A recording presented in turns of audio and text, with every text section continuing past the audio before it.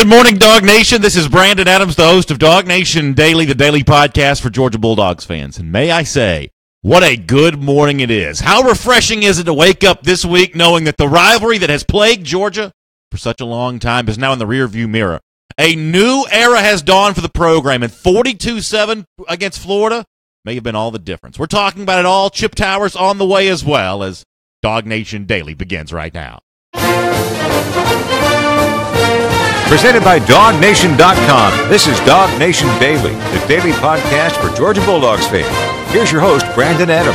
Well, I have to say that Saturday was about as satisfying as it could be. I know many of you agree with that as well. And one of the things that was fun about DawgNation Daily over the last week or so is I gave so many of you a chance to kind of tell your own story. Obviously, for the last year here on our program, I talked about what the Georgia-Florida rivalry meant to me and how much I was looking forward to seeing this rivalry change here under Kirby Smart, and believe that 2017 was really a year in which that could happen, not just because Georgia's on the rise. We felt like there were some reasons to think that Florida may be on its way to faltering, and on Saturday, all of that comes true right there in front of our very eyes for us all to see. And I know from having spoken to so many of you in Jacksonville and having talked to so many of you on social media that this was, not just for me, but for all of you, a really, really wonderful weekend. Obviously, if you're watching me on video right now, I've got my red Gator Hater t-shirt on. I love seeing a lot of those in Jacksonville over the weekend, both the red and the black version. And I love the idea of Georgia as a program kind of moving forward with sort of a new era of the program now that this rivalry has kind of been corrected. The record, so to speak, has been corrected, and Georgia's ready to move on in a big direction. We're obviously going to have a lot of fun, not just today with this on the show, but this week here as well. And of course, we'll quickly look ahead to the upcoming game against South Carolina before the week's done as well. But we're going to let this one sort of marinate for a moment. We're going to enjoy this one a little bit here on DawgNation Daily. And one of the things in particular that I really enjoyed about the postgame from Saturday is something that Kirby Smart had to say in his postgame press conference. Now, y'all know that Kirby Smart does not play ball with a lot of things pregame the way that maybe I sort of sometimes wish he would. You know, I've been very clear, very adamant that Georgia's biggest rival is supposed to be Florida. This is the game that's supposed to matter more. Winning this thing in the future is going to bring great success to Georgia. It's the loss in the past that I think hurts the most for Georgia, especially given the fact that the Georgia, a good program overall, has struggled so much in Jacksonville. You know, a lot of times pregame, Kirby Smart pretends that he doesn't even know any of that stuff, doesn't remember any of that kind of stuff. But after the game, he did acknowledge something that's obviously true, that for Georgia, this win on Saturday night, for the fans in particular, is not about just keeping pace towards an SEC championship. It's not about just, staying undefeated and moving on to something that might one day result in the college football playoff. No, it was about, and I love the word he uses, and you're going to hear him use it, a starving fan base who had wanted this one for a long time. Listen to Kirby talk about the fans and the seniors and the entire organization that went to Jacksonville and got a big win over Florida. I think it's special for all the seniors. It's special for our entire university. It's special for our fan base who is starving for success against Florida. And the past does not affect the present. And with that, the most important thing for our team is to keep chopping wood and keep moving ahead. And as long as the seniors buy in, they'll keep us leading us in the right direction. Totally agree with him on every point there. The seniors obviously got to turn their attention quickly onto South Carolina. The next thing, Dog fans would. But here on DawgNation Daily, we can pause for a moment. Here on DawgNation Daily, we can reflect for a moment. I don't want to be too corny here. It's nice to know that Kirby knew how much this meant to so many of you. Not, Mr. Football all the time and totally unplugged from the feelings and the emotions of his fan base, that while he may want his team kind of robotic and next man up, next game up, keep chopping wood, he himself was at least plugged in enough to know a lot of folks going down to Jacksonville and finding a way to win some games like it won on Saturday was something that was really important to a lot of people, and I love hearing that from Kirby Smart after the game.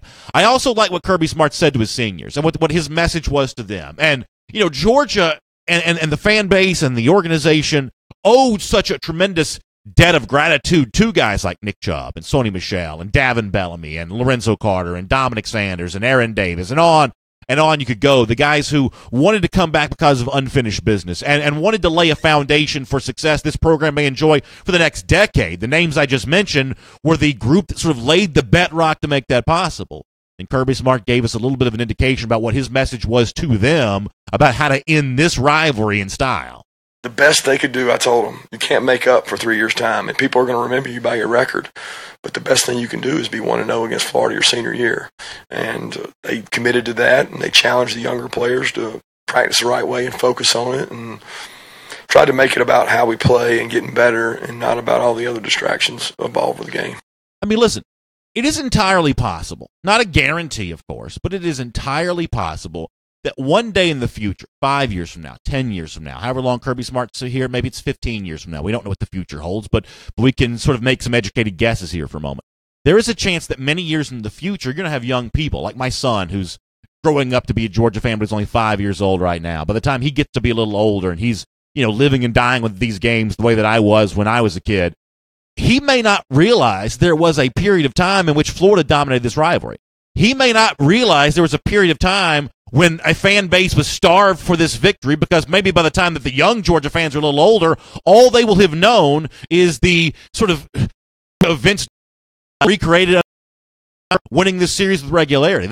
That may be what the future holds. Not a guarantee that it will play out that way, but it could play out that way. And if it does, as we said, those seniors who were disappointed with their last 3 trips to Jacksonville did have the opportunity to go 1-0 in their senior season. But it may not be just one win they contribute to. It could be a 2018 win they contribute to. It could be 2019, 2020 because of the mindset they allowed to establish for Kirby Smart in his second season. That one day, before the game, when they kind of bring down those new Georgia, Florida Hall of Famers, a lot of the guys who played in this game, my guess is Sony Michel for sure, maybe others, will be invited to be a part of that and be an honorary captain. They can tell the story about what they did way back in 2017. And it's really cool to think that these Georgia seniors are carving out for themselves such a special place in this program's history. And here on this program, we're obviously glad that includes a 42-7 win over the Florida Gators. I also like something else that Kirby said on Saturday. I think it sets us up for what we want to talk about some more here. This notion that even though the past had been bad to Georgia, that was the kind of thing that, as a coach, that Kirby Smart couldn't think about too much. That Kirby Smart had to focus in on only what could be controlled in this game right now. And the only thing that impacts the present, according to Kirby Smart, are the things that are happening right now. Nothing to do with any of the previous games. Here's a little more from the coach. The present affects the present. Past doesn't affect the present. Anything that's happened here before, what does that have to do with this team? It has nothing to do with this team. And they talked a long time this off week about owning their burden, the burden of being a highly ranked team, to being the favorite. I mean, own the burden with your work and let it pay off on Saturdays. And they've done that. They've done that not just in the game against Florida, but every other game so far this season, and reason to believe many more games to come before the year is done. And let me be very realistic for a moment, because here's what you, the listener to this program, or the viewer of this program, depending on whether or not you connect with us through video or audio means, here's what you're going to hear from some of your non-Georgia fan friends. Some of your friends who root for Florida or root for Tennessee or root for some other school. They're going to tell you, okay, yeah, so Georgia won 42-7, but that's just because Florida's not very good and Florida's about to fire its coach. And yeah, Georgia may own the East here in 2017, but have you seen how bad the East is? That's because of the reason why Georgia looks so good, both on Saturday and this season, is because of how bad the SEC East looks. But here's the one thing that I believe that and deep down, even the friends of yours who are Georgia haters, they probably also know as well. College football is a little bit of a zero-sum game. And what I mean by that is one team's rise means another team's fall. You know why Florida's so bad right now? You know why Jim McElwain, maybe in a panic, exaggerated some death threats that led his employer to lose faith and trust in him and lead to his ouster after the game on Saturday against Georgia? You know why all that happens? At least in some measure, it's about the rise of Georgia. Because the reason why not every team can be good at the same time is because there is a limited resource that's out there, and that's players. Listen, there are a million coaches. I mean, there are coaches everywhere, and there's always sort of the next hot coach, the next hot assistant to get a raise and get a promotion and get a big job. Some of them work out, some of them don't. There is no shortage of coaches out there in college football, but there's a tremendous shortage of players. They can't all be equally distributed in the SEC at the same time. Every now and then, a really talented group just sort of congregates at the same school for a period of time. That's happening in the SEC West right now at Alabama. That's been going on. That's why Alabama has dominated that division. It's also happening right now at Georgia. I mean, look at the Florida roster up and down that day. And yes, I know they've had some injuries and suspensions. But who did you see for Florida that could play for Georgia? Who did you see for Florida that even in a private conversation among your friends, you'd say, boy, I might trade that guy for Georgia's guy at the very same position? There are not as many of those as there used to be, and there may not just be very many at all. So one of the reasons why you see Jim McElwain out the door at Florida desperately searching for a new coach, is because of the panic created by the rise of Georgia. I think to a certain extent the same thing's true at Tennessee as well. So yes, the SEC East, which has been down for a few years, may still be down here in 2017. But this season, it's down for a very different reason. It's because Georgia's hoarding all the talent, hoarding all the wins, and hoarding all the opportunity. Gator haters got a good day on Saturday. Georgia got a win on against Florida. My guess is there are going to be many more in the years to come as well. My name is Brandon Adams. This is DawgNation Daily, the daily podcast for Georgia Bulldogs fans. It's great to have you with us here on what's obviously a special day for our program. And, of course, we're glad to have you connect with us no matter how you do so. At 10 a.m. each and every Monday through Friday on the Facebook page, we broadcast the show live on Facebook Live. Thanks so much for those of you who watch us on video every day, on the radio at noon every day on Athens Sports Radio 960 The Ref. We appreciate you being with us. And in podcast form on SoundCloud, iTunes. We post the show at the world-famous DawgNation.com. However you access our show in podcast form, thanks for finding us. We try to make it as easy for you as we can. And by the way, I know, some of you are very upset about what happened on Friday with the podcast. Trust me, no one's more upset about it than I am and the folks who work with us each and every day here on the show. We had a terrible technical issue with the podcast. Now, video went off the way it always does. Radio, just fine on Friday. But for the people who choose to listen to the show via podcast, they were not able to hear Friday's shows. Here's what we're going to do. Before we post today's show, this Monday show of DawgNation Daily, we are also going to put Friday's podcast up on SoundCloud. Now, you may say, well, why would I go back and listen to an old show from Friday? Maybe you don't have time to do that, and if you don't, I understand. But if you can make time to go back and listen to Friday's podcast, we did have some really cool, great clips from Georgia, Florida past, courtesy of our friends at the UGA Vault. We kind of teamed up to kind of go back into the annals of Georgia history and had some fun with that. We also had Jeff Sintel talking about the James Cook commitment. And we had some fun as well with our Kroger commercial as well, the video that many of you may not have had a chance to see yet. It was actually a really fun show on Friday. I even drank a cocktail on the air if you want to know just how crazy things kind of got this past Friday. So we'll post that episode number 565, I believe, of DawgNation Daily. We'll have that for you up on SoundCloud today, and it should also land there for you on iTunes as well. Let me really quickly say thank you to those who were part of our DawgNation invasion to Jacksonville, including Dixie Vodka, who was on the hand with us there that day. By the way, we went through 28 bottles of Dixie Vodka at our DawgNation Invasion tailgate on Saturday. We had a great time giving away our Gator Hater t-shirts, courtesy of all our sponsors, including Dixie Vodka, Kroger, Marlowe's, and R.S. Andrews. It was a terrific, terrific event. Thank you all so much for being a part of it. It was really fun hanging out with the folks from Dixie Vodka, the South's best-tasting vodka, really all weekend long. That was a blast. We've got Chip Towers coming up on today's show. Let me let you hear a little bit more from Kirby Smart before we get to Chip. And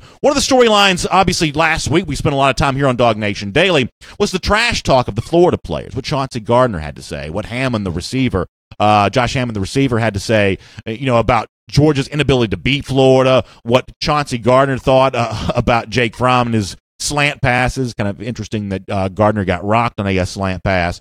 Well, Kirby Smart was asked about that trash talk from Florida, and as you might imagine, Kirby Smart kind of played that coy and said, listen, when it comes to sending that message back to my team, that message is not delivered by me. Here's more of Kirby. Now, leadership group handles that. I mean, I've gotten to the point I don't really have to anymore. They understand. They know that we do our talking with our helmets. I mean, we want to have class. We want to have integrity. So that's Kirby Smart on that, saying they don't have to do that. They don't have to he doesn't have to be the one that does that. That Georgia does its talking with its helmets. You love to hear that from Kirby Smart. And it's a part of that, that real message that I think that Georgia has been sending all season long. That this is a team that's going to be led not just by coaches, but by leaders on the field. This is a team that's going to have a good dose of that leadership. And obviously we saw a lot of that on the field for Georgia on Saturday. One more quick clip I want to play for you before we get to Chip Towers. And that is to go back to the coaches here for a moment, to go back to Kirby Smart and his impact on this game. And, keeping those emotions in check when you've got a rival on the other side of the field, when you've got a team that may have been talking trash. Well, Kirby Smart, because he's been here, I think has an indication of kind of exactly how he wants to handle that. We talk about, being the more physical team, being toughness, but we don't want to lose our emotions because in this game, as I remember and recall it, a lot of players make bad decisions and make dumb penalties. So we talk about having controlled aggression. Yeah, so, and obviously they were able to do that. And by the way, if you're a Georgia fan, how nice is it to have a coach like Kirby Smart? We've debated before. How much does being an alumnus of Georgia help Kirby Smart as Georgia coach? Maybe in some respects it doesn't help much at all, but having the institutional knowledge of what it feels like to be a player, both on the winning side and the losing side of a game against the Florida Gators, in that case I do think helps Kirby. He can speak from sort of a first-person perspective of, hey, you want to go out there and try hard, be careful you don't try too hard. You know, former Georgia quarterback David Green has talked about that on DawgNation Daily before, and Kirby Smart, because of his past, because of his backstory having been a Georgia player, maybe the kind of player that and coach now that can kind of deliver that message perfectly. So it's a great day here on DawgNation Daily, a really exciting time for the program, and there's a whole lot more to come, obviously starting with South Carolina this week. So we're going to have some fun with that here on the show, including Chip Towers right now. So it's great to have you with us here on DawgNation Daily. From Athens and across the SEC or wherever the recruiting trail may lead, here's a DawgNation.com insider. And I'll say hello to Chip Towers here, who was in Jacksonville on Saturday covering everything from the Georgia-Florida game, the 42-7 Georgia victory. And, you know, Chip, I know you've seen a lot of these, and I know you understand the historical significance of the game for Georgia. And it was really nice to hear Kirby Smart also kind of reference the starving fan base. If you're a Georgia fan, I think it's nice to know that your coach understands just how much this meant to so many Georgia fans, and the way he closed out his press conference with acknowledging that. I do think, Chip, there were probably a lot of Georgia fans who were glad to hear that. Yeah, I mean, I think that was a little bit revealing, Brandon, and I shared your kind of appreciation for Kirby doing that, because he does spend so much time, certainly sort of quoting the process and saying it's just the next game and what happens in the past doesn't matter. But if you've been around Georgia football for any number of years, you know that 21 out of 27 that Georgia came in losing in this game hurts. And it's not really the fans and the coaches as much as because they come and go and they change, but it's all those dog people, as Larry Munson used to call them, that come down there and invest all the money in the condos. I mean, it's the Georgia fans that carry the weight in this series. You could see that going down to Jacksonville and coming back, from all those islands, all the Georgia fans flapping, and they're going to show up regardless. That game's not going anywhere. But to give them a little something to crow about was nice, and it was good for Kirby to acknowledge that. And, you certainly understand this because of your time covering the team. This has not been for the last 30 years just a story about Florida winning versus Georgia. That'd be one thing if that was the case. No one hates admitting this more than me, but the truth is, really the story of this rivalry has been a lot of Florida blowouts, whether it be the Spurrier teams from the mid-'90s who were really hanging big scores on Georgia, or really even, some of the last few games, like the 2014 game. Even though Georgia was the way better team, that game wasn't close. I mean, Florida has not only won, but they've won decidedly against Georgia. So from that standpoint, for Georgia to kind of go out and get its own blowout win, I also felt like there was a little bit of significance there, that it was a symbolic gesture that really indicates maybe just how much this thing is about to change in the years ahead. The fact that Georgia is getting not just a win, but a comfortable win. Would you agree with me on that front?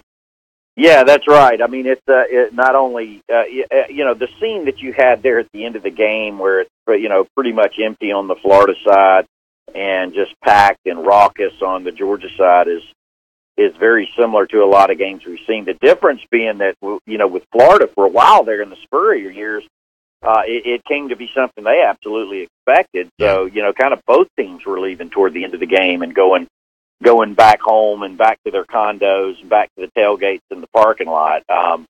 That contrast was stark for Georgia on Saturday. And really it has been for every game. Brandon, you've been to every game like I have. Sure. That's been the scene in every single game, including the Notre Dame game, the only game so far that's been in, undecided in the last few minutes.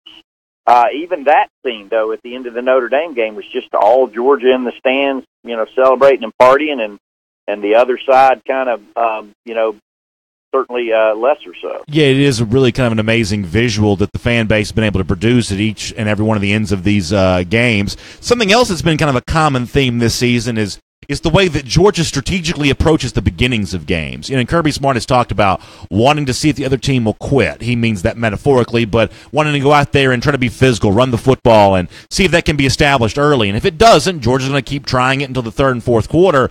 But on Saturday, it clearly worked against Florida. Georgia's able to get off to a fast start. And I would imagine that, for a team in Florida that has no shortage of confidence, Georgia getting off to the fast start enabled Georgia to sort of establish its confidence early, and any belief that Florida may have been able to try to establish in itself was obviously pretty quickly squashed by the fact that Georgia just came out from the jump and was pushing around physically. Well, you've kind of seen that in all their games again. Kirby certainly wears it on his sleeve in terms of wanting to be more physical, wanting to be tougher than the opponent, and part of that is getting them to submit. That's really way Georgia did it in the 80s, and really in the 70s and the 80s under Vince Dooley and Irk Russell. They were just going to be tougher, physically more demanding. They're certainly doing that during the week, and I think you've seen that to some extent, a little bit of submission on the opponent's part. Just look at the third quarter. That's just the most incredible stat that we've uncovered in this whole thing. Is just, Georgia's giving up 3 points in the third quarter. Yeah. And that says a lot of things. Number one, it says a lot to the halftime adjustments that Mel Tucker and Jim Chaney and Kirby Smart are making, but also that that kind of football weighs on you. It hurts, and it hurts more for the punishee than it does the punisher. And certainly Georgia's been very fortunate all year with the injury bug, and especially getting this deep in the season, as physically as they're playing, not just in games, but in practice as well. That's something they're wearing as a badge of honor. But right now, it's they've been able to hold up to it, and Georgia opponents haven't been. And 32 points a game in SEC play, that's pretty incredible. Yeah, that's really something. And to follow up on that point for a moment, in this series in particular for the last few games, now if you want to go back to, the Urban Meyer era, the Steve Spurrier era, that wasn't so much about physicality. In a lot of cases, that was unfortunately just about better Florida teams, at least from the Georgia fans' perspective. Unfortunately, just too much talent on the Florida sideline.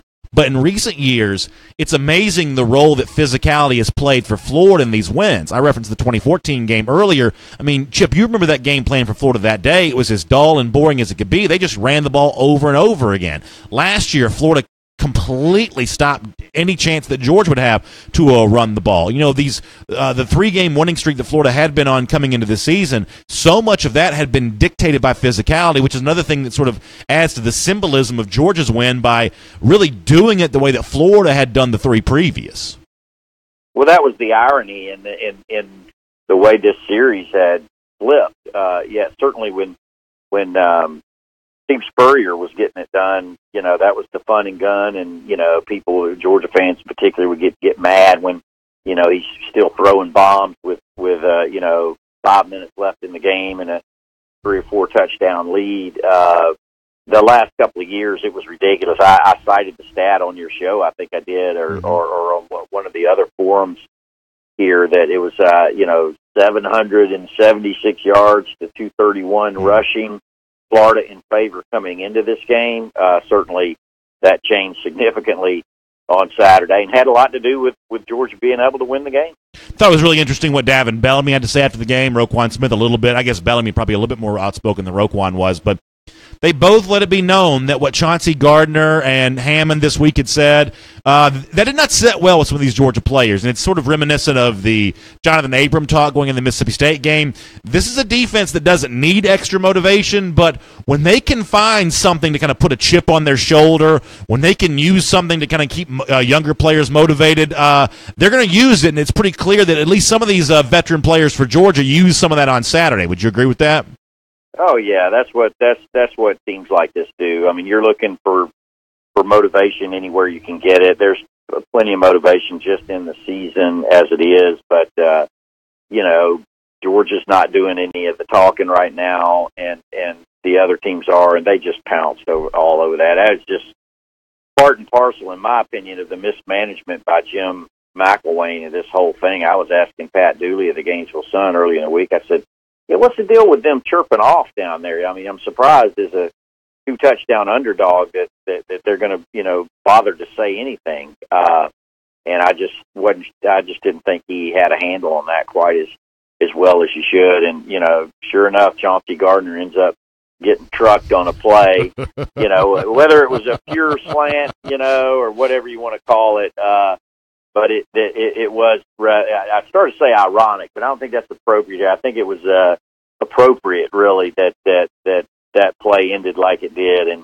And Georgia certainly answered that across the board on Saturday. You're too much of a gentleman to say this, Chip, but what a lot of our listeners and viewers would say is it was fitting. Yeah, fitting, very fitting. And, and I actually worried for a minute that kid was really hurt because he stayed down, and that's at the end of the day, that's somebody's kid. Sure. And you just hope, not a back or a neck or something like it. It was that type of hit, but, man, we've seen it a lot in the last few weeks, whether it be Sony Michel, DeAndre Swift, Nick Chubb. That not only is Georgia playing physical on defense, but they're playing physical on offense in the running game and in the passing game as well, as it turns out. All right, let's gossip for a minute, if you don't mind. You referenced this on Saturday in the press box that it was one of the stranger scenes that you had seen. I know you wrote about this a little bit, but you and I had a chance to talk about this a little bit on Saturday, where you have these venerable members of the media. You mentioned Pat Dooley from the Gainesville Sun, other national writers who really spent the entire game on their cell phone trying to figure out what was going to happen with Jim McElwain at the end of the game. I mean, you're a guy that's as plugged in as anybody, also seeing these other people plugged in like yourself. What was it like kind of watching the end unfold for McElwain right there in front of your very eyes?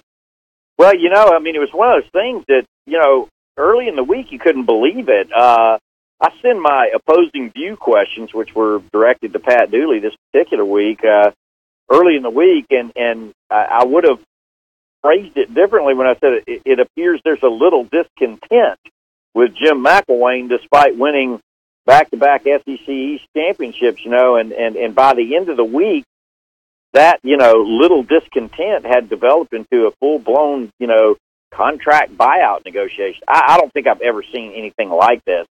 But now if you look at it closely, it's like, okay, I can kind of see that because it's just, so McElwain's popped off a couple of times. I mean, it wasn't just this time. I found out during the press box myself that, he made some remarks at the end of the day. They closed with a nice recruiting class. Justin Thale could probably tell you about last February, and he said something then about how awful, Florida fans had been, and he was kind of like sticking it to them, saying, well, how about that, Gator fans, and then there was the stuff that he said this week, the death threats, which apparently could not be substantiated. Lest we forget, there were 9 players suspended due to a credit card fraud scheme, and, at the end of I know he can't control that, but you do have to know what your players are doing and what they're up to, and what that's what support staff and all these other checks and balances they put in. There was just a lot of things going wrong, and then you have what was happening this year. They were just, certainly the suspensions contributed to it, but just non-competitive, really for the most part. That was a train wreck. And then the other things going on in the SEC and kind of in college football in general, there's so much money at stake, and when a domino starts to fall like this, certainly something's probably going to happen with Butch Jones. Something's probably going to happen with Brett Bielema. You never know about Texas A&M. Well, then it becomes kind of a race. When you get toward the end of the year, it's kind of like, well, who's going to get who in the coaching carousel? So all of that came into play, but it happened way faster than I thought. I wasn't sure. During the game, by the end of the game, I had no doubt. By the time we're writing the story, I guess that's going to happen tonight or tomorrow or Monday at the latest is kind of what we came away from that thinking. And, Chip, I think we're in a weird time here where, pretty clearly Jim McElwain just wasn't handling the pressure of the SEC. And being at a university where 2 coaches within sort of the modern era had won national championship. It's one thing if you've got sort of one coach who was sort of, the entire history of the program summed up by one name. But Spurrier had a championship. Meyer had a championship. The SEC is a league where every coach is paid more than $4 million. I think it's pretty obvious that McElwain was going to have a hard time with the pressure of that situation. That's one of the reasons why I think that, if he did exaggerate or make up these death threats. I think that's one of the things, the pressure that may have led him to do that, because of the fact that it's very hard to satisfy Florida fans who want to kind of keep pace with the big programs that are out there in college football. And this is kind of a long-winded question, but I think it's tough for the next guy as well. I mean, the Kirby Smart recruiting machine is not slowing down anytime soon. If you're the kind of guy thinking about taking this Florida job, you got to sort of decide, do I want to come tangle in the SEC East with Kirby when the number 3 class may be the low water mark for him based on what recruiting's going to look like the next couple of years? Yeah, this is it. This is where SEC is the league where coaches come to die, you could say, because it's kind of become national championship or bust. Ask Mark Richt about that. And to his credit, retrospectively, he handled that situation with grace. Mark Richt did. I mean, he never, got bent out of shape, and I think that's where the Florida president was coming from. When he's saying about McElwain, hey, you can't, you knew what you're signing on for. I mean, that's when you start paying somebody $4 million plus a year. That's kind of what you're compensating for. You're compensating for all that. Certainly, the life of your professional life is not guaranteed. Number one, it can be very richly rewarding if you can hang around for a decade or so. But I mean, as it is, it's life-changing money from year to year. So you gotta expect the criticism. You gotta expect scrutiny. You can't talk about death threats if there haven't actually been any. And if there have actually been some, you got to tell your bosses about it. I mean, it's a big bad world out there, and you got to be prepared for it. I'm not sure that Jim McElwain was necessarily. Well said, Chip. We'll look forward to your coverage of Kirby Smart's press conference coming up today at DawgNation.com, and of course, a lot of stuff from you this week leading into the South Carolina game on Saturday. Thanks so much for being with us here on DawgNation Daily. We'll talk to you again soon. Always my pleasure, Brandon. Let's take a look around the rest of the league. This is SEC Through. Yeah, really good stuff there from Chip Towers here on DawgNation Daily. And we'll talk about the Jim McElwain thing more in just a minute. Before that, though, I mentioned our DawgNation invasion on Saturday to Jacksonville, and it was such a great event. And, we had just, hundreds and hundreds of our DawgNation Daily listeners and viewers, DawgNation.com readers coming by to say hello to us. And this game meant so much to so many people. And the fact that Florida was in shambles, frankly, didn't detract from Georgia fans' excitement about the game. It probably enhanced it, because I think a lot of that, and we'll talk more about this throughout the week, but I think a lot of that's probably due to the rise of Georgia, at least in some form or fashion. But it was so great to meet so many of y'all and, frankly, see some of you again, people who we've kind of hung out with in the past, and just kind of talk about what a potential turning point it was for that rivalry and the next step for Georgia and what could be a special 2017 season.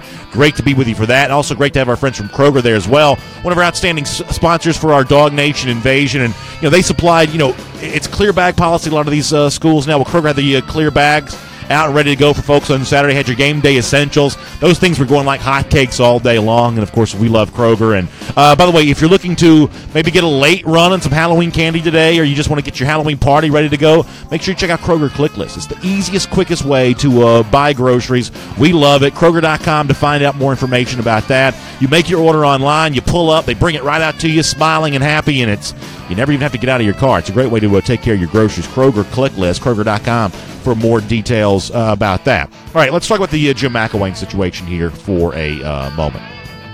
And when this would come up last week on AT&T SEC Country Live, I got accused by some Florida fans of making a bigger deal about the death threats than they, according to some Florida fans, needed to be. People thought that me, both as the host of DawgNation Daily and as just a media member looking to sort of stir up controversy, that I was making this into a bigger story than it was.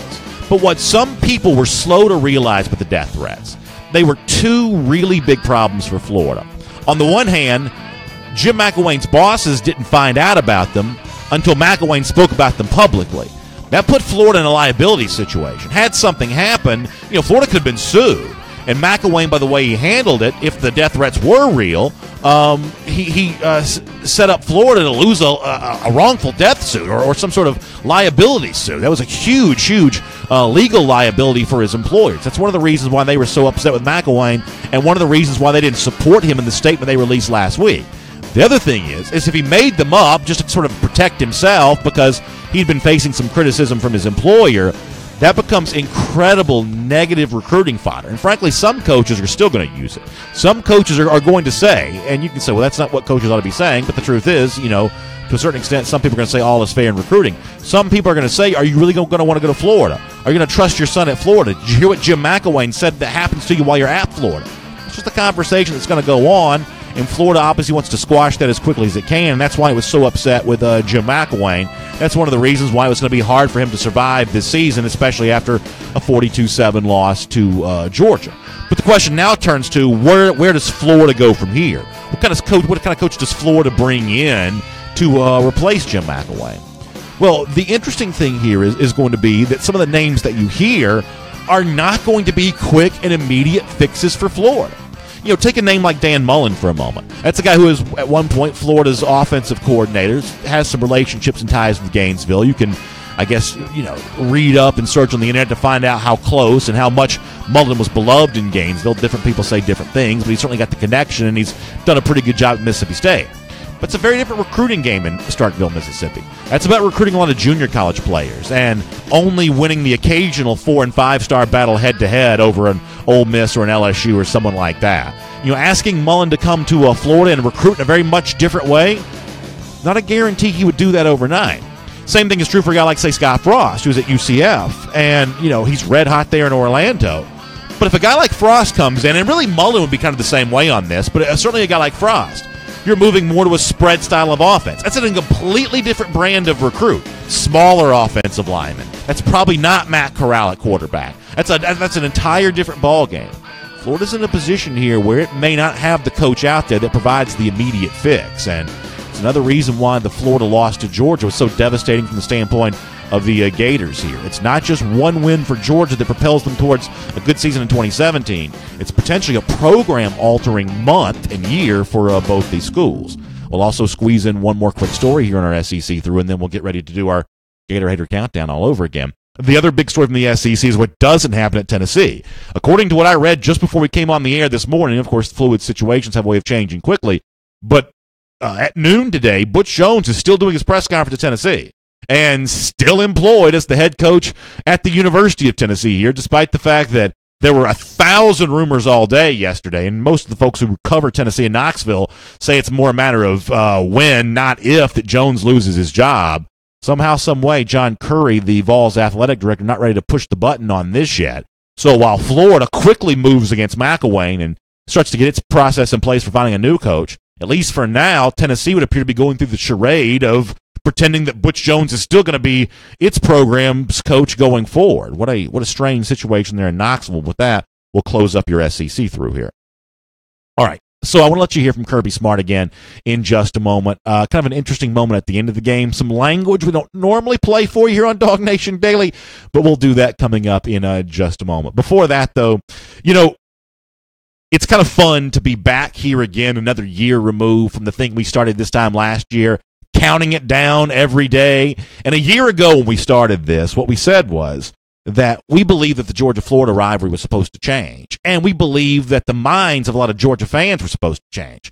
You ask a Georgia fan, hey, who's the Dog's biggest rival supposed to be? Some people would say Tech. Some people would say the school that's closest to where they live in the state of Georgia. Some people certainly said Florida. And what we sit here on DawgNation Daily is, to the extent that we had the power and the ability to do this, we have a pretty big platform here. We have a big audience. To the extent we can change people's mind, we want to get people thinking for a year about just how important the Florida rivalry is supposed to be. We counted it down every day. And you know what? Even after the win on Saturday, we're going to keep this thing going, because even with Florida looking for a new coach, dominating Florida is not any less important today than it was before. Plus, it's just sort of fun to rub it in their face now.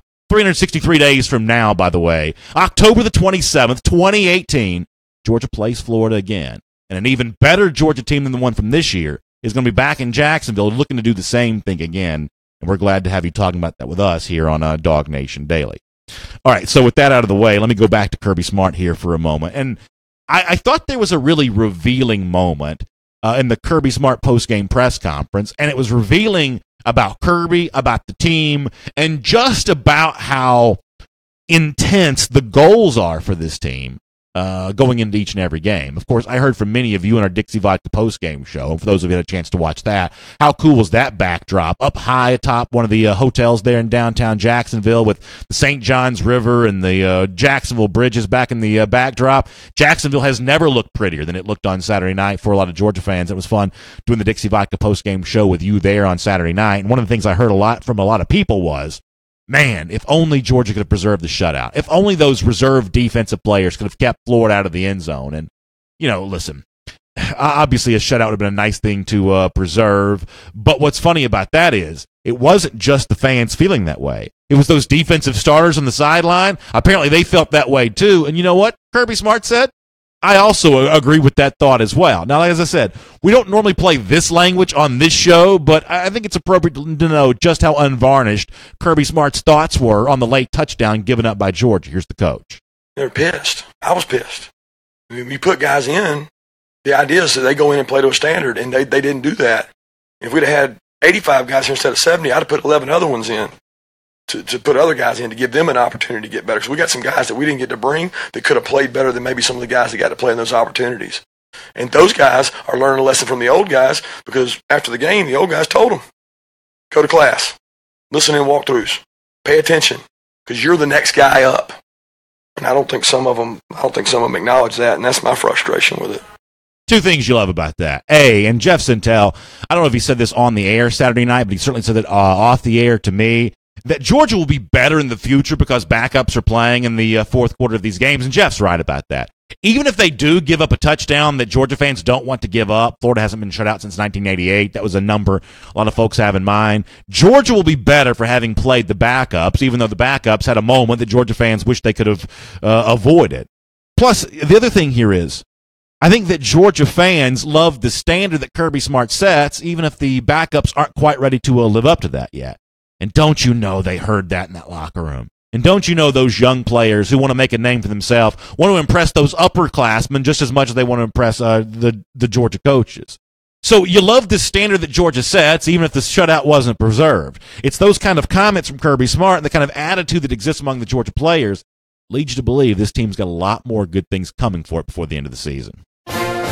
All right, so as we get ready to wrap up here today, let me remind you, it's going to be a fun week this week here on DawgNation Daily as we start to look ahead to the game against South Carolina on Saturday. And as we look ahead, one of the things that we'll also look toward is tomorrow night, which is not so much a significant night in terms of, what's going to matter at the end of the season, but in terms of starting a conversation, there's a pretty hot conversation that's going to start tomorrow. Many of you are aware the first for this season, college football playoff rankings come out tomorrow night. And I think there's a real legitimate chance that Georgia's the number one team in the rankings tomorrow night.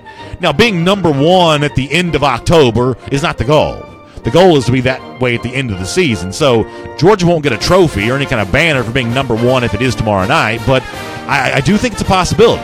So if you saw Georgia number 2 in the AP and coaches poll on Sunday, you may get a little more love from the committee tomorrow night. We'll talk about it tomorrow on DawgNation Daily, and we'll see you then. And for those of you with us right now, you want to get in and have some comments. I'd love to hear from you about what the Georgia-Florida rivalry and the game meant to you on Saturday, what it feels like now to be undefeated after the Florida game for the first time since, 1982. There are a lot of historical milestones starting to come into play for Georgia here, and really a really fun ride potentially to come before the end of the season. So we'll talk about all of that with you here this morning here on DawgNation Daily. Nakia Hester said, I told the wife I'm buying an English Bulldog if we win the national championship. There you go. That's a good way to celebrate that. Alan Verbonchik in the comment section says the coaches are the so a little bit of debate going on here about the Jacob Eason thing. And yeah, Eason does get in the game in the fourth quarter, hands the ball off, doesn't pass the ball. Eason comes in after 2 consecutive delays of game for Jake Fromm. And, obviously I want comments about whatever's on your mind. I want to debate and discuss whatever y'all are thinking about. That's the purpose of the show. We always say with the daily podcast for Georgia Bulldogs fans, we try to exist sort of beyond just the media bubble. We try to have the conversation that the fans are having here. But if I could offer a suggestion, to get fixated on what Jacob Eason did or didn't do when he came in the game, I do think is missing the larger overall point that, if Georgia were in need of passing the ball more on Saturday, I think it would have been fine. If Jacob Eason was in need of passing the ball more on Saturday, I think he would have been able to do that. But there was no reason to do that on Saturday. And right now for Eason, there's no reason to really get him ready unless Fromm gets hurt. This is Fromm's job now. He won it fair and square. Now, yes, Eason may have left the game because of injury in week 1. The truth is, in every other game since then, Fromm has played at a higher level than Eason ever approached last season. There were blips and moments in the fourth quarters of certain games last year, and Eason looked pretty good, but consistently, Fromm has been much better than Jacob Eason. This is Fromm's team. A lot of times when backup quarterbacks come in the fourth quarter, they don't come in to pass, and I don't have a problem with how Eason was used on Saturday. But as I said, every one of you have a right to disagree with that, and you have a right to tell me that I'm wrong in the comments section. This is what we do. We sort of share our opinions back and forth. That's one of the reasons why we take so many comments during this portion of the show. Alan Verbanchik says, not concerned about being number 1, just want to see UGA in the top 4. I think that's pretty much a likelihood. If I had to guess my top 4 right now, what will it be? I'm assuming you have both Bama and Georgia in the top 4. And by the way, if you did put Georgia number 1, you're putting them at number 1 at the expense of an undefeated Alabama. But I think the committee kind of likes being different than the other polls. Remember, the only reason why you have a ranking coming out tomorrow night is because ESPN wants a TV show. I mean, this is a TV show. The only purpose of these rankings is to start a debate. And so ESPN, the committee, you better believe they're going to figure out some way to make what happens debatable, and the most interesting way to do that is to put Georgia number 1. And, frankly, I think there's a viewpoint in Tuscaloosa that if Alabama's not number 1, that's good for Saban, that's good for Alabama. That's sort of the opposite of the rat poison that Saban complained about a little earlier in the year. So maybe the same thing's also true for Georgia, that Kirby Smart would prefer not to be number 1 tomorrow. And he may not get his wish, but there's a chance that that's true. But I guess one way or another, Alabama or Georgia is number 1, and I would assume they're both in the top 4, which leaves some room for what I'm going to guess is Notre Dame. I'm going to assume that Notre Dame's in the top 4 because I think the committee is going to reward them for their schedule. I think when the committee can grandstand for tough scheduling, that's what they're going to do. And I think that they obviously also understand the value of having a national presence like Notre Dame in the top 4. I don't believe the Irish have ever been ranked in the top 4 at any point in the playoff history. I think they'll see the opportunity to do that tomorrow. And then it's either a Clemson or Ohio State. Am I getting this right? Do y'all agree with this? That the 5 are definitely the ones that I mentioned, the 1-loss teams, Georgia and Alabama. And my guess is for now, Notre Dame is one of the 4, and it's either Clemson or Ohio State. And it may be Ohio State, just on the virtue of their most recent win. Santiago D. Arn says, I've been trolling the SEC Florida site the last 2 weeks. Love seeing everything leading to the firing of McElwain. Gator hater for life. Thank you, BA, for the year-long countdown. Well, Santiago, appreciate you being a part of the show and appreciate you contributing to our comment section every day. And, yeah, for a lot of Georgia fans who've been not just counting down this game for the last year, the way we have on DawgNation Daily, but counting down this for the last several years, the last, in some cases, multiple decades. This was a special day for a lot of Georgia fans, and I certainly think I certainly think we're aware of that here on DawgNation Daily. Blake Wilson says, BA, did you see my Twitter post I sent you and Jeff of my Bulldog tattoo? I was getting it done while playing the Florida game. All right, so I got to look and see this. So Blake has a big tattoo, I guess, that he got. Let me look on my Twitter feed to see that, and we'll show that tomorrow on DawgNation Daily, Blake, of your tattoo that he apparently got during the Georgia-Florida game. Blake, I'll take a look at that, and we'll get ready to have that. Troy Pendleton says, think we'll be in the top 4 if we lose a close SEC championship game. I think it's a possibility. I think that the committee, though, is a lot more concerned about one thing than some people realize and less concerned about something else. People assume that the committee doesn't want 2 SEC teams in the college football playoff.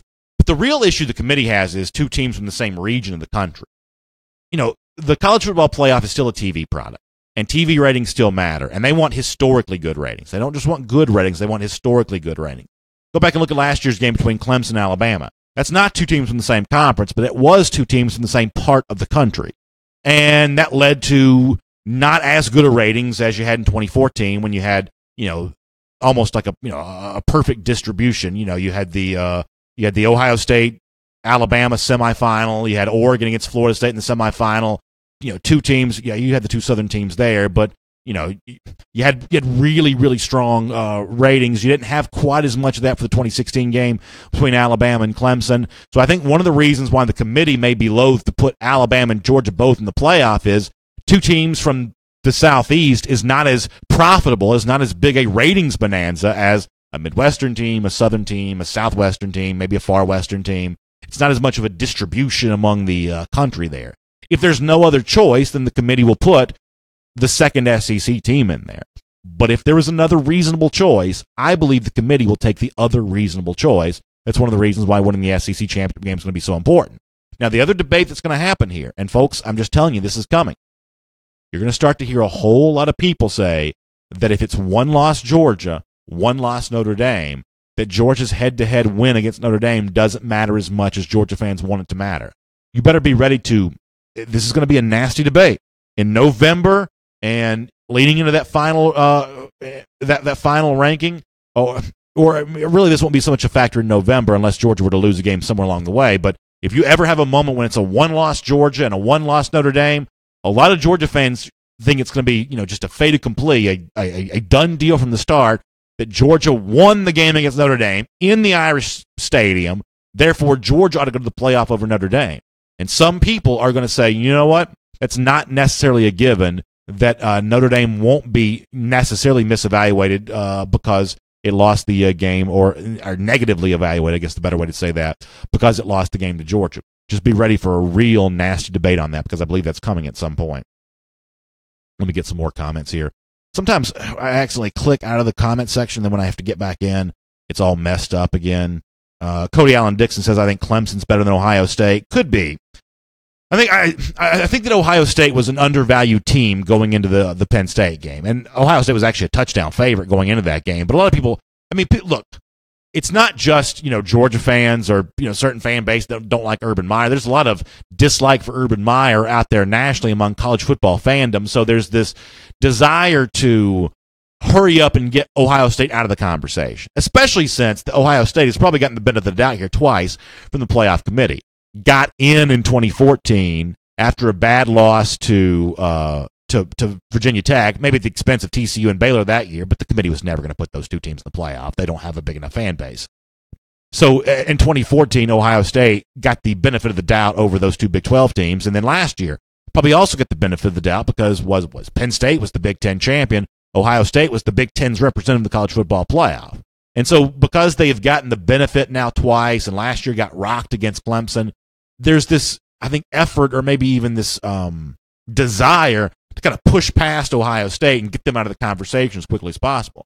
I still think Ohio State's pretty good. Recruiting is what matters to me more than anything else. And the only team really outside the South that is recruiting at the same level of an Alabama or even a Clemson is a program like a Ohio State. You look at the wins they get with 4- and 5-star names.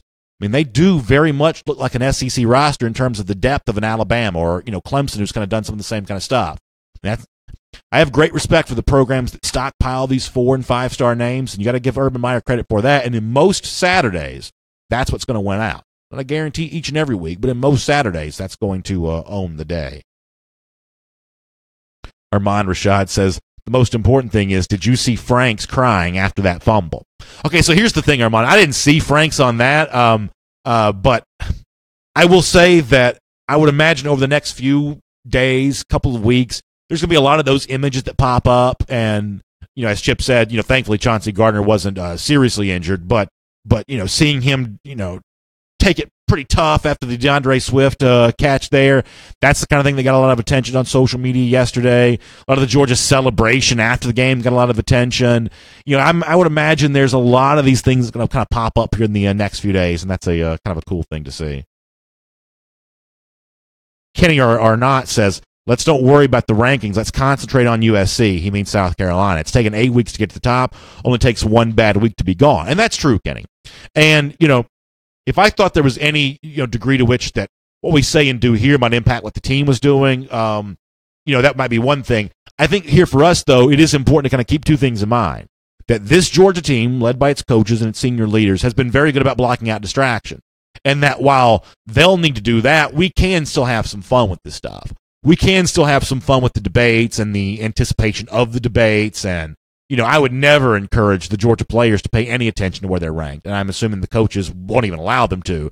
They'll work them so hard at practice this week, and oh my gosh, if Georgia's ranked number 1, you better believe that Wednesday practice is going to be one for the books. I mean, the cruel and unusual methods of practicing that Georgia will go to on Wednesday, were they to appear as number 1 on Tuesday night, that'll be the hardest practice in the history of the Kirby Smart era, because that's what he's done. He has utilized hard practices to keep them from reading their press clippings. I would imagine this week it'll be another example of that. But here on our show, we'll do both. We'll talk about the degree of focus that the team is maintaining, and we'll look at some of these debates, because I really believe it's going to be pretty wild, because what you're seeing is a collection of one-loss teams right now. And at a certain point, there is an SEC team that's going to join that one-loss conversation. It's an Alabama or it's Georgia, and in a weird way, Auburn's still alive for this thing. Auburn's got a Georgia coming up and an Alabama coming up at home. They're still alive. I mean, I guess, with LSU playing Alabama on Saturday, they're still alive as well. And Alabama won the Auburn game head-to-head. So you could still have a 2-loss team win the SEC West. So, I mean, just buckle your seatbelt, because it's going to be crazy here over the next few weeks, trying to figure out how 2 undefeated SEC teams fit into the conversation with 1-loss Clemson, 1-loss Ohio State, now 1-loss Penn State. For a moment, a whole host of 1-loss Big 12 teams, although I think a couple of those still have losses coming before the end of the year, and anybody else that might kind of fit into this conversation. I mean, it's going to be a really, really intense debate, and a lot of big fan bases in that as well. Let me run through a couple comments here real quickly, then we got to get off the air because we're late as always. Chris AR says, I think if there's a situation where we need a passing game, I think Fromm or even Eason will be up to the challenge. Yeah, I mean, I think Georgia will be fine. I mean, you got to realize, in Fromm's case, yes, he threw the pick in the third quarter on Saturday. I don't make that big of a deal about interceptions. I want quarterbacks who can make big throws. And Fromm, because he's leading the SEC in yards per attempt, because he's made the big throws when he's needed to, I think he's fine in that regard. His arm isn't as strong as Jacob Eason. He's not as mobile as Justin Fields, but he's plenty enough for what Georgia needs for him to do. And if Fromm were to get hurt, I think Eason could also play well for Georgia. Georgia right now may have the best backup quarterback in the SEC, with all due respect to Tua Tagovailoa. He's a pretty good freshman for Alabama, but Georgia may have the best backup in the SEC. That's a pretty good spot to be in. But Georgia's only going to pass it when it needs to, and when it does, I'm thinking it's probably going to be fine. Armand Rashad reminding about Wisconsin. They are still undefeated for the moment. You still got Miami and Wisconsin undefeated. I don't believe the committee tomorrow night is going to show love to Miami or Wisconsin. I don't, but I've been wrong before. I think the 1-loss teams for now will get in ahead of the undefeateds. Dante Edie with a nice message saying, everyone share this video. I mean, a lot of UGA fans that don't know about DawgNation's Facebook Live or podcast, share. Dante, that's an incredibly nice thing for you to say. I appreciate that. And for those of you that do share the show every day, really appreciate the work that you do to kind of get this out there. And it was so great to meet so many of you. And as Dante pointed out, it was amazing how many people I talked to in Jacksonville this week who said, hey, just started listening 3 weeks ago. Just started listening within the last week. So even after we've been on the air here for such a long time and been doing this thing now for several months, both on Facebook Live and on the radio and in podcast form, I still meet people all the time that just picked up the show. So, yeah, I mean, if you want to let people know that there's a spot where dog fans are congregating every day, as Dante said, that's an incredibly nice thing for him to say, and it's incredibly generous of y'all who do share this show, whether it be like the official share on social media or just word of mouth when you're at work. That's a great thing to do. Thank you all so much. All right, so the most recent comments I never quite saw because I screwed up my my Facebook. I apologize for that. But listen, we'll be back in at 10 a.m. tomorrow. We'll take more of your comments then. Today, 3 p.m. Eastern Time, AT&T SEC Country Live. And let me tell you something. Y'all don't tell them I told you this, but if y'all want to see something entertaining today, check out SEC Country Live this afternoon, presented by AT&T, and let's watch the Florida fans kind of squirm a little bit. They don't like losing to Georgia 42-7, panicked about a coach. Y'all don't tell them I told you that, but that could be kind of a fun thing to watch this afternoon. And, by the way, there's going to be some fireworks in Knoxville today. Butch Jones giving a press conference, I assume. That could get kind of fun. So we'll have a lot to talk about here on AT&T SEC Country Live, 3 p.m. Eastern Time today. We will have a podcast today because we typically do one every day, but Friday we had a problem. So Friday's podcast will be up. Monday's podcast will be up. It'll all be there for you on iTunes. If you missed a portion of our show, you want to listen to the audio version, and then we'll see you again tomorrow morning at 10 a.m. for another episode of DawgNation Daily Live. Y'all have a great day.